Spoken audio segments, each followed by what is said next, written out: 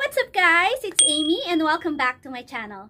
For today's video, gagawin natin yung trending na trending ngayon sa YouTube. Yun yung egg coffee face mask or coffee egg face mask. So if you wanna know kung effective nga ito, please keep on watching!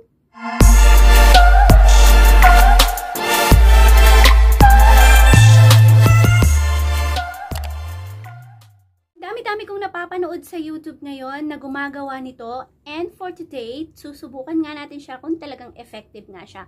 Ang kakailanganin lang natin is coffee. Kahit anong brand ng coffee, I think it's okay. Now I have Nescafe and itlog. Ang gagamitin lang natin sa itlog is yung white ng egg. Ng Coke, of course.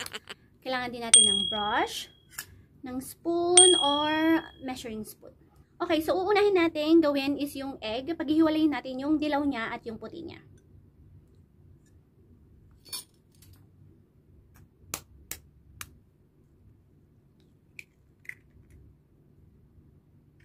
Kaya natin inuna yung egg para matansya natin kung ilang scoop ng coffee yung ilalagay natin. Para alam natin yung consistency niya. Tapos, ihihiwalay mo lang yung dilaw niya. So, ayan. Ngayon, lalagyan na natin siya ng coffee. Susubukan ko munang lagyan ng 1 teaspoon. Tapos titingnan natin kung okay na yung consistency niya. Kasi kailangan hindi masyadong malapot, hindi rin malabnaw. Kasi gagawin natin siyang mask. So 1 teaspoon. Tapos i-mix lang natin siya. Bango.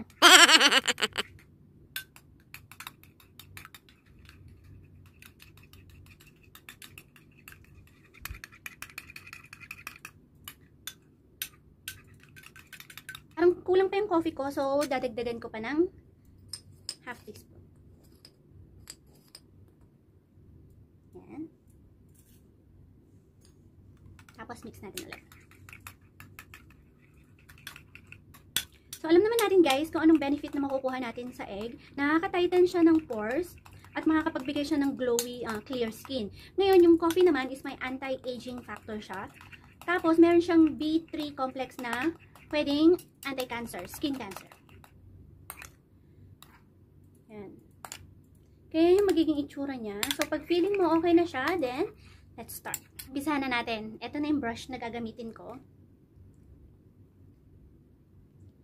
Make sure lang din na malinis yung mukha nyo. Wala kayong makeup na suot or kahit ano.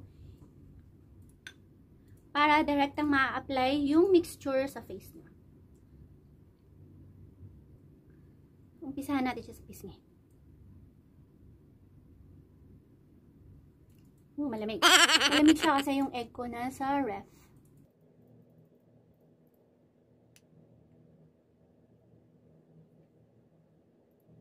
Amoy na amoy ko yung kape. Natuluan ako.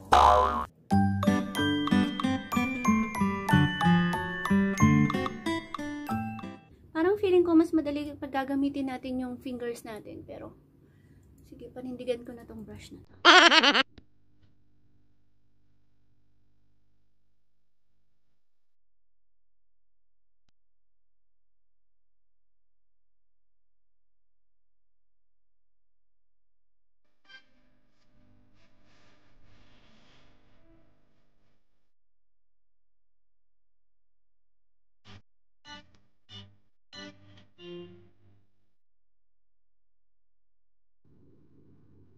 Kung gusto niyo, pwede niyo rin lagyan yung leeg niyo.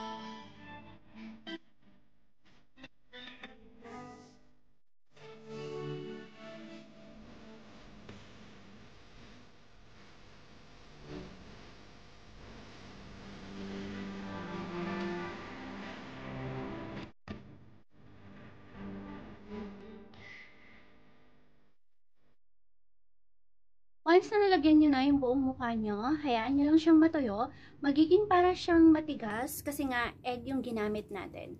So, hintay-hintay lang tayo hanggang sa matuyo siya. And after that, babanuan natin siya ng warm water and then titignan natin kung ano yung result niya. Excited much. And while waiting, gusto ko rin mag-shoutout sa mga tropa dyan sa Olongapo, especially sa West Bahak-Bahak. Sa pamangkin ko na si Aje. Hi Aje! Salamat sa pag-chat mo sa akin nung nakaraan. At sa grupo niya, sa mga dancers na kagrupo niya, ang Going Wild. Siyempre, pati na rin kay Tita Irene, kay Kikay, kay Julie, kila Grace, kila Mamadang, kila Ate Tinay, kila Lovely. Hello sa inyong lahat. Mag-iingat kayong lahat dyan.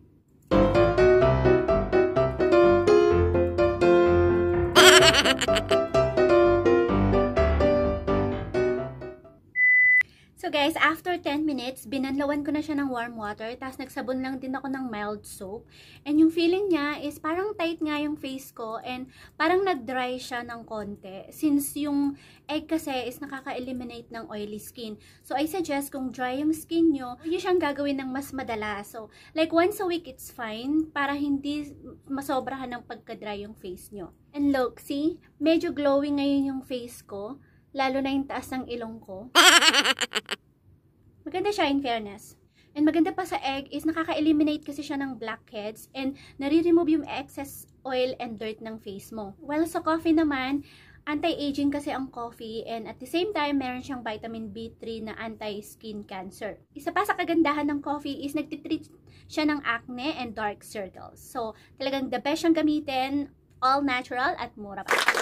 After lang nito, maglagay lang kayo ng moisturizer para ma-moisturize yung face nyo since nag-dry nga siya ng konti. Then, ready na kayo to face the world. Char. Subukan nyo na rin to guys and comment down below kung nagustuhan nyo siya and kung effective sa mga face lock nyo. Panoorin nyo rin yung ibang mga videos ko. Marami din ako mga DIYs kung paano mag-eyebrow, kung paano magtanggal ng mga blackheads. Ilalagay ko lahat yan sa description box below.